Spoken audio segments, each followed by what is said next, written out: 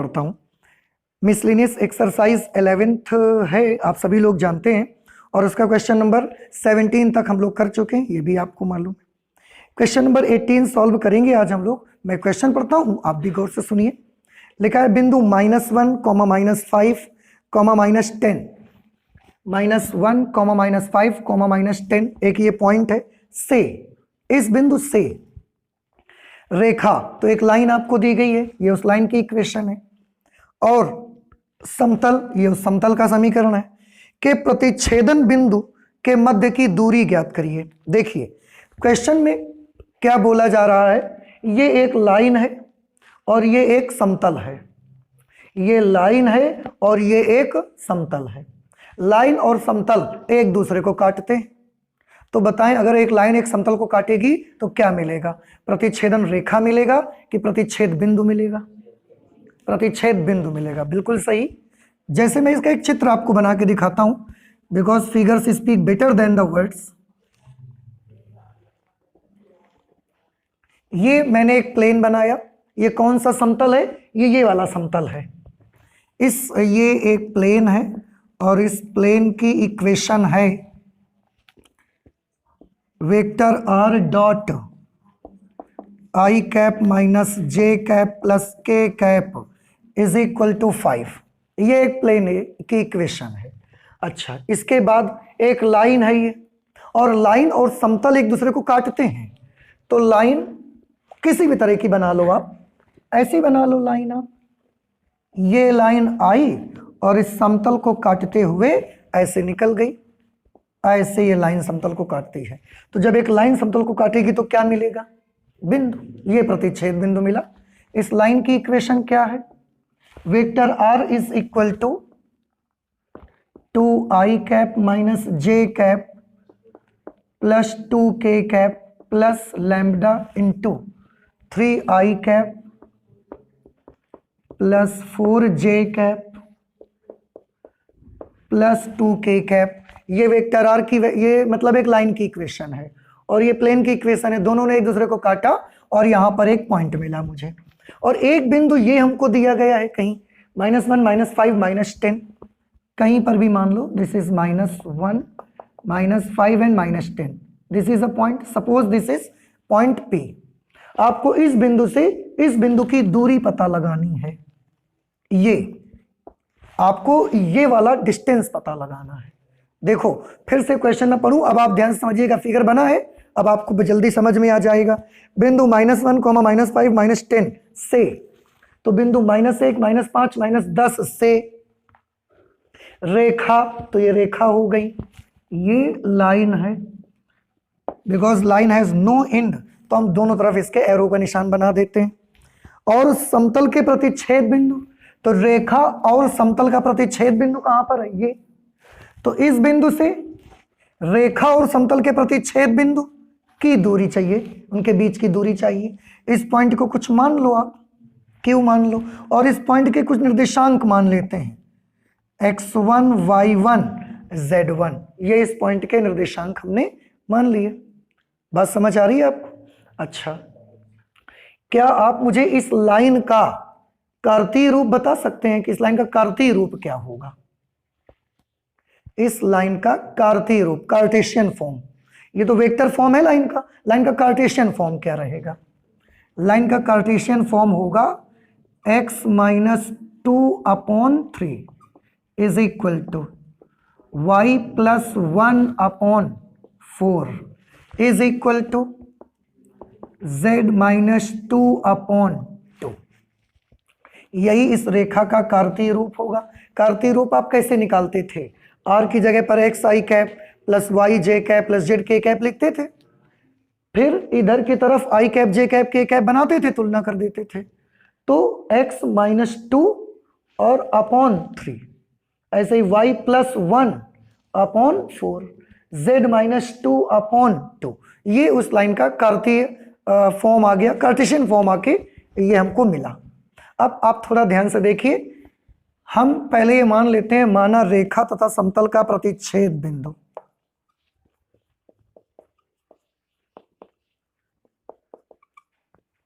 माना रेखा तथा समतल का प्रतिच्छेद बिंदु, रेखा और समतल का प्रतिच्छेद बिंदु हम मान लेते हैं x1, y1, z1 है। देखो हम करना क्या चाहते हैं, पहले मैं अपना मकसद आपको बता देता हूं। आपको क्या चाहिए, इस और इस दोनों बिंदुओं के बीच की दूरी चाहिए। क्या आपको याद है त्रिविमीय ज्यामिति में दो बिंदुओं के बीच की दूरी कैसे निकाली जाती थी? उसका एक डिस्टेंस फॉर्मूला आपके पास था, √x1 - x2 का whole square plus y1 - y2 whole square plus z1 - z2 whole square, ये तो फॉर्मूला था। तो अगर किसी तरह से मुझे ये पॉइंट पता लग जाए तो मैं इन दोनों बिंदुओं के बीच की दूरी का फॉर्मूला अप्लाई कर दूंगा। या तो एक और तरीका हमारे पास है 3 डायमेंशनल ज्योमेट्री में, क्या हम ये वेक्टर पता लगा लें, वेक्टर PQ का मान पता लगा लेंगे और उसके बाद मॉडुलस निकाल लेंगे इसका। ये भी हमारे पास एक तरीका है। तो हमारे पास दो तरीके हैं, लेकिन उन दोनों तरीकों को अप्लाई करने के लिए उसके पहले आपको ये पॉइंट मालूम होना चाहिए। अगर ये पॉइंट मालूम नहीं होगा तो आप कुछ नहीं कर पाएंगे। फिर तो समझ में आई बात? ये पॉइंट मालूम होना चाहिए, इसीलिए हमने माना कि समतल का रेखा और समतल का प्रतिच्छेद बिंदु x1, y1, z1 है। इस समतल का भी मुझे जरा कार्टेशियन फॉर्म बता दें, बताएंगे आप मुझे? तो x - y प्लस z = 5, ये रेखा का कार्तीय रूप है और ये समतल का कार्तीय रूप है। ठीक है, अब थोड़ा ध्यान से देखिएगा, मुझे ये बताएं कि ये जो x1, y1, z1 पॉइंट है ये किस पर स्थित है? ये समतल पर स्थित है कि ये रेखा पर स्थित है? कहां पर है? वेरी गुड, ये दोनों में स्थित है। अरे बेटा, ये दोनों का कटान बिंदु है कि नहीं? अब ये एक लाइन है और ये एक प्लेन है और ये यहां पर है, इस जगह पर। तो ये कहां है? समतल में भी है, ये लाइन में भी है। तो अगर ये बिंदु समतल में भी है और लाइन में भी है तो ये लाइन को भी संतुष्ट करेगा और समतल को भी संतुष्ट करेगा। तो हम यहां पर लिख देते हैं, क्योंकि यह बिंदु दी गई रेखा पर स्थित है। क्योंकि यह बिंदु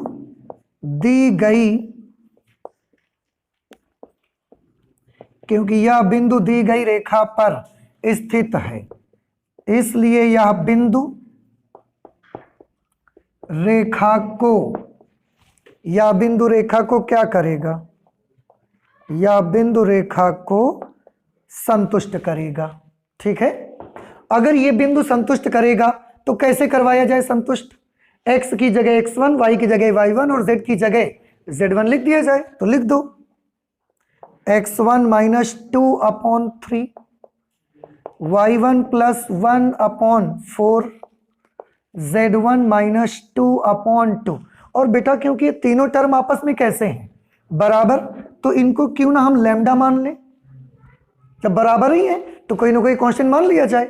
अच्छा, अब थोड़ा ध्यान से देखिएगा, इसको हम इसके इक्वल लेते हैं। तो जब इसको इसके बराबर लेंगे तो क्या मिलेगा हमको? x1 - 2/3 = lambda.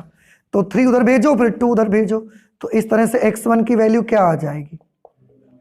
3 लैम्डा + 2। ये किसकी वैल्यू आ गई? x1 की वैल्यू आ गई। इसके बाद इसको इसके इक्वल लो, फिर y1 निकाल लो। क्या वैल्यू आएगी y1 की, बताओ सोच के? 4 लैम्डा -1। सिमिलरली इसको इसके इक्वल लेंगे और z1 की वैल्यू निकाली जाएगी, तो ये आएगी 2 लैम्डा + 2। इतने समझ में आ गया? तो हमने x1, y1 और z1 इन सबको लैम्डा के टर्म्स में सॉल्व कर लिया। इसके बाद अब फिर एक छोटी सी बात है, देखो ये वाला बिंदु समतल पर भी तो है, तो ये बिंदु समतल को भी संतुष्ट करेगा, क्योंकि बिंदु x1, y1, z1 समतल पर स्थित है, इसलिए यह बिंदु समतल को संतुष्ट करेगा। अब समतल को संतुष्ट कैसे करवाया जाए? x की जगह पर x1, y की जगह y1 और z की जगह z1 लिख दो। ये समतल की समीकरण है ना, इसमें लिखो। तो क्या आएगा? x1 - y1 plus z1 is equal to 5। अब ये x1 y1 और z1 ये आपके पास पहले से मालूम हो चुके हैं, इनको नोट कर दीजिए। x1 की जगह पर 3 lambda plus 2, this is 3 lambda plus 2। y1 की जगह 4 लैम्डा माइनस 1, तो 4 लैम्डा प्लस 1 हो जाएगा क्योंकि बाहर माइनस है।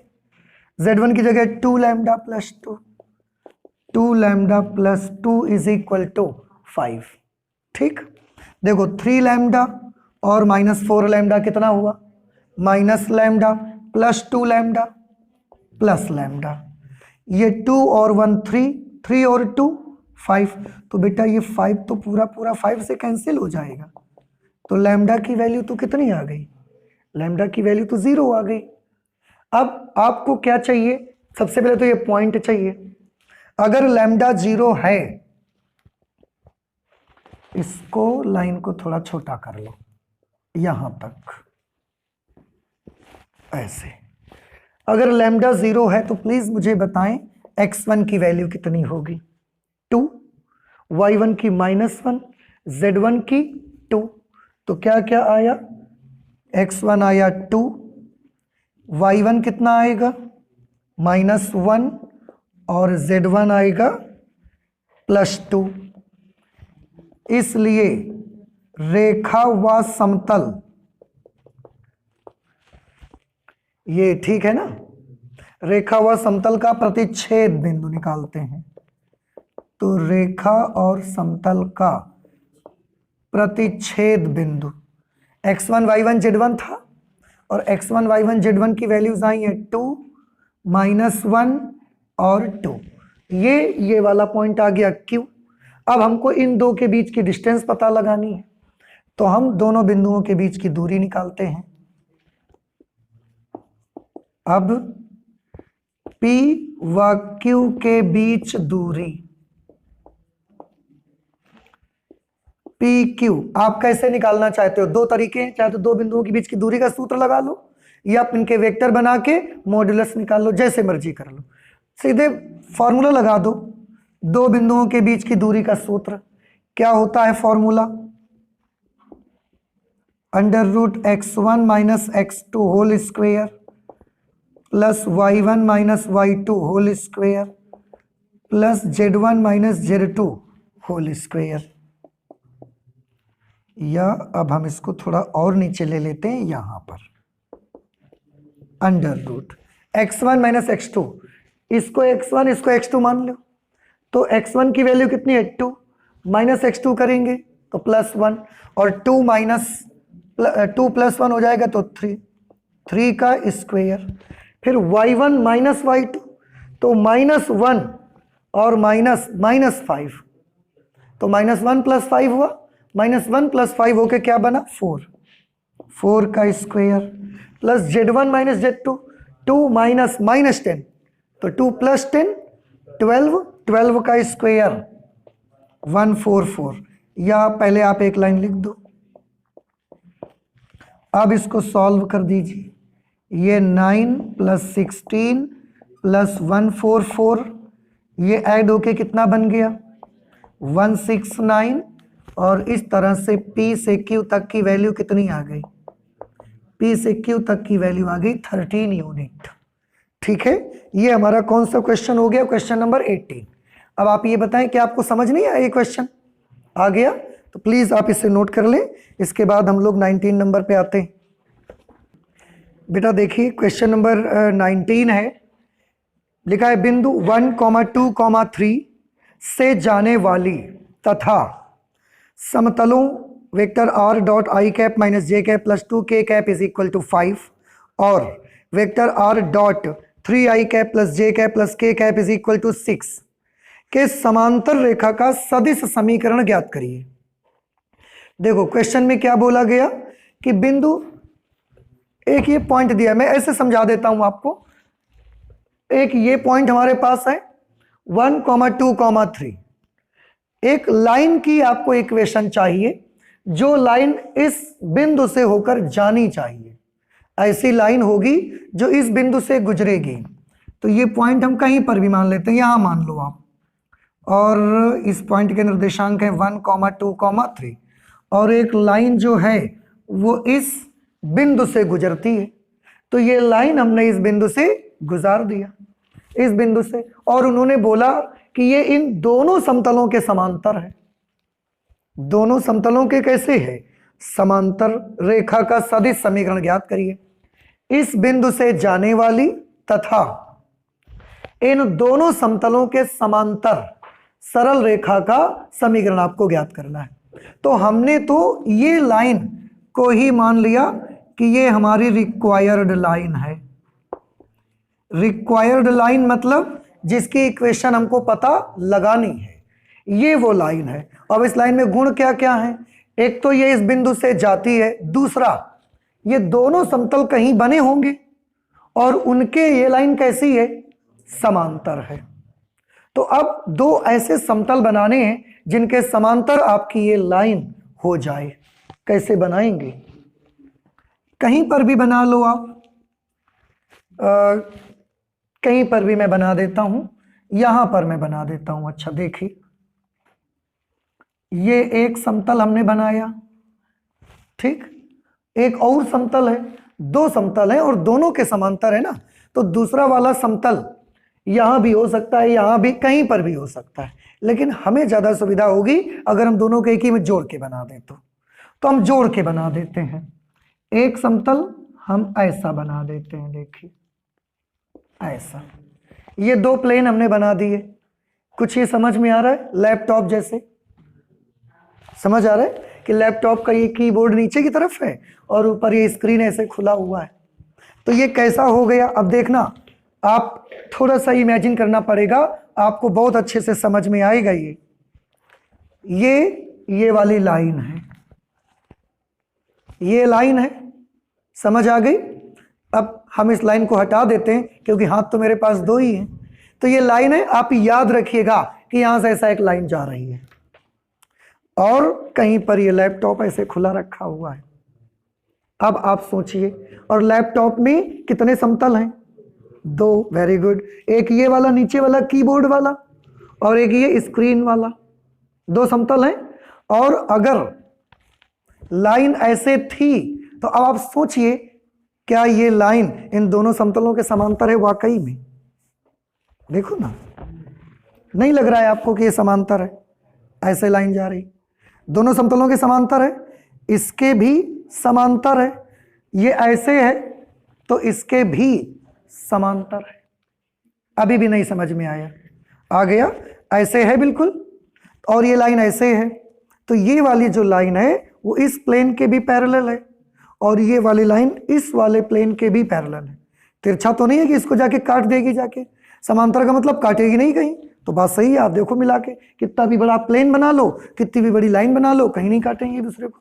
तो ये दोनों एक दूसरे के कैसे हैं? समांतर। हमने ऐसा बना लिया। एक ये वाला प्लेन बना लिया, एक ये वाला प्लेन है,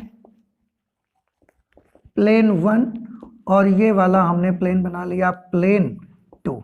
अब अगर आपको इतनी बातें समझ में आ गई हैं तो एक चीज मुझे और अब आप बताइए। अब आप मुझे ये वाली बात बताइए कि लाइन को मैं थोड़ी देर के रखे दे रहा हूं, याद है ना लाइन कैसे है? ऐसे। जहां पर मैं खड़ा हूं वहां पर मैंने ऐसे लाइन मान ली है। ये आपका दो समतल वाला लैपटॉप है, दो समतल यहां पर है समांतर। क्या आप मुझे बता सकते हैं कि इस समतल का जो नीचे रखा है, इस समतल का नॉर्मल वेक्टर किधर की तरफ होगा? ऐसा, समझ आया? और इस वाले समतल, ये नॉर्मल वेक्टर बिल्कुल ऊपर की तरफ, ये नॉर्मल वेक्टर कैसा होगा? ऐसे। ये दोनों बात समझ में आ गई? नहीं समझ में आया? अच्छा, अब ध्यान से देखिए, लाइन कैसी है याद है आपको? ऐसे। नीचे वाले प्लेन का नॉर्मल वेक्टर कैसा है? ऐसा। साइड वाले प्लेन का नॉर्मल वेक्टर कैसा है? ऐसा। समझ आया आपको? अब ये है नॉर्मल वेक्टर n1, ये है नॉर्मल वेक्टर n2। क्या आप मुझे बता सकते हैं, और ये n1 और n2 का तल, तो क्या आप मुझे बता सकते हैं कि n1 क्रॉस n2 की दिशा क्या होगी? हाँ, n1 और n2 दोनों के लंबवत। a क्रॉस b की दिशा a और b के तल के लंबवत होती कि नहीं होती? तो अगर ये n1 है और ये n2 है तो n1 क्रॉस n2 की दिशा किधर की तरफ होगी? दोनों के तल के लंबवत। और दोनों का तल कौन सा है? ये है दोनों का तल। अब दोनों के तल के लंबवत होगी मतलब ऐसे होगी, तो ये किसकी दिशा आ गई? नहीं, लाइन तो ये अलग थी, n1 क्रॉस n2 की दिशा आ गई।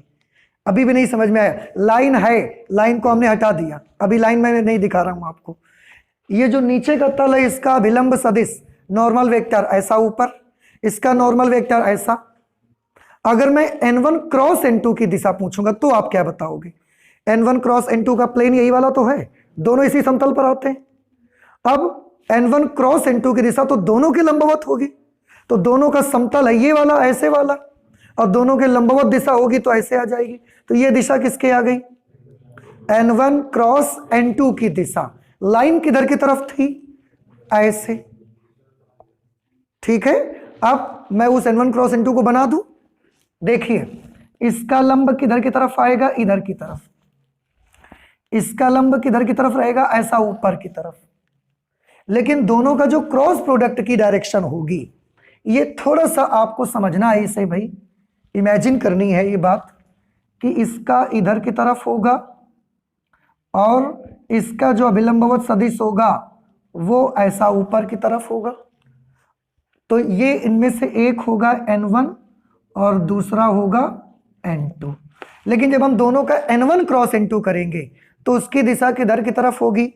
तो उसकी दिशा, जैसे ऐसा लैपटॉप है तो उसकी दिशा फिर ऐसे हो जाएगी ना उसकी दिशा। तो उसकी दिशा ये वाली आ जाएगी, ये डायरेक्शन उसकी आ जाएगी, और इसको हम क्या मान लेंगे? Vector n। तो वेक्टर n कैसे निकाला जाए, पहले तो ये हमको बताइए आप। वेक्टर n निकाला जाए n1 क्रॉस n2 से। इतना समझ आ गया? अच्छा, प्लेन नंबर 1 की इक्वेशन क्या है? प्लेन नंबर 1 की इक्वेशन है vector r dot i cap minus j cap plus 2k cap is equal to 5।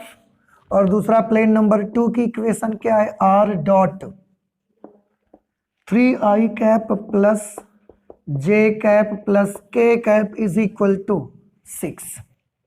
ये है। तो क्या आप मुझे बता सकते हैं इस वाले समतल का अभिलंब सदिश कौन सा है? n1। और इस वाले समतल का अभिलंब सदिश कौन है? n2। तो क्या आप मुझे बता सकते हैं n1 की वैल्यू कितनी होगी और वेक्टर n2 की वैल्यू? n1 बताओ कहां से लिया जाए? r dot n is equal to d. r के बगल में जो लिखा होता है वही तो अभिलंब सदिश होता है। तो ये अभिलंब सदिश है कौन सा वाला? n1 की n2? ये वाला सदिश है, इस समतल की इक्वेशन है कि नहीं? तो इसी समतल का तो अभिलंब मिलेगा, और इस समतल का अभिलंब कौन है? n1। अभी भी नहीं समझ आया? तो वेक्टर n1 में मैं क्या लिखूं बताइए? प्लेन 2 का जो नॉर्मल वेक्टर है वो है n1। प्लेन 2 का normal vector 3i cap plus j cap plus k cap, और प्लेन 1 का जो नॉर्मल वेक्टर है वो है ये वेक्टर n2। तो वेक्टर n2 की वैल्यू क्या है? i cap minus j cap plus 2k cap. और हमको तो क्या चाहिए? Vector n। कैसे? Vector n1 cross vector n2 निकालो सारणिक मेथड से। i cap j cap k cap, n1 में 3 1 1 1 माइनस 1 2। ठीक है, अब इसको सॉल्व करना है तो पहले i वाला आएगा, मैं थोड़ा डायरेक्ट करूंगा, इसको ढकिए। 2 माइनस माइनस 1 यानी कि 2 प्लस 1 3i कैप, पहले से ही माइनस लगा रहेगा। अब इसको ऐसे करना है, 3 दूना 6 माइनस 1 5 j कैप प्लस, अब इसको करना है minus 3 minus 1 minus 4 k cap. सबको करना ये आता है ना। अच्छा, ये वेक्टर n की वैल्यू आ गई बेटा, वेक्टर n की वैल्यू कितनी आ गई? 3i cap minus 5j cap minus 4k cap. ठीक है। अच्छा, अब क्या आपको एक फॉर्मूला याद है? मैं आपको दिखाता हूं, आप ध्यान से देखिए और सोच समझ के मुझे बताइए। ये z है, ये y है और ये x है, ये ओरिजिन पॉइंट है। एक लाइन ऐसे है, ये है लाइन, और एक वेक्टर हम ऐसा बना दिया करते थे, इसको मानते थे वेक्टर b। यहां पर कहीं पर एक पॉइंट मान लिया करते थे। ठीक है, जिस बिंदु से रेखा होकर जाती थी उसको क्या मानते थे? a मान लेते थे। इसका स्थिति सदिश क्या रहता था? Vector a। इसका स्थिति सदिश वेक्टर a होता था।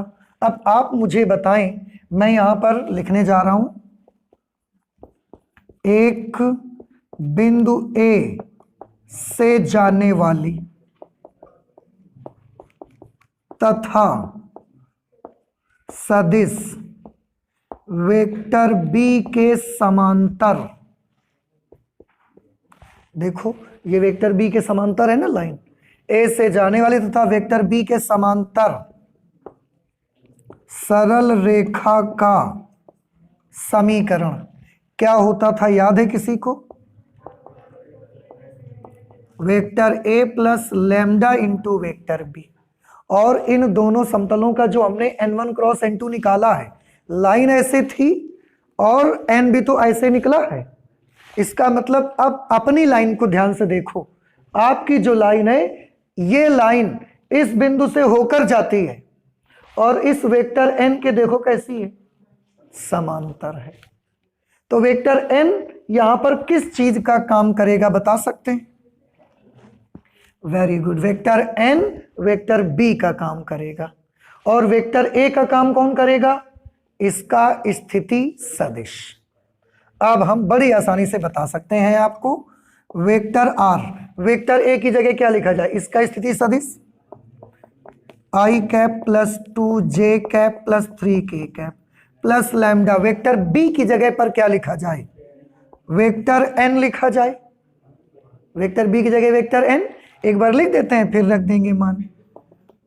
तो ये i cap plus 2j cap plus 3k cap plus lambda, और वेक्टर n की जगह पर क्या आया है? हाँ, 3i cap minus 5j cap, 3i cap minus 5j cap minus 4k cap, and this is the required line. This is the equation of your required line. अब बताइए, ये चीज समझ आई कि नहीं आई? नहीं समझ में आई? फिर से सिचुएशन क्या थी कि एक लाइन थी दी गई, इस बिंदु से पास होती थी, और वो लाइन इन दो समतलों के कैसी थी? समांतर। ये समतल आपस में लंबवत होंगे ऐसा जरूरी नहीं है, ऐसे भी हो सकते हैं, ऐसे भी हो सकते हैं, ऐसे भी ये समतल हो सकते हैं। अभी भी तो ये लाइन दोनों समतलों के समांतर होगी। तो समतल आपस में लंबवत हैं, ऐसा कोई जरूरी नहीं है, देखो ये ध्यान रखिएगा। लेकिन अगर ऐसे भी हैं तो इसका n ऐसे, इसका n ऐसे, और दोनों का क्रॉस प्रोडक्ट निकालेंगे तो ये आ जाएगा, और ये रेखा के कैसे हो जाएगा? समांतर। तो उस समय वेक्टर b का काम कौन करना शुरू कर देगा? Vector n। और हम ये वाला फॉर्मूला लगा के बड़ी आसानी से लाइन की इक्वेशन निकाल लेंगे।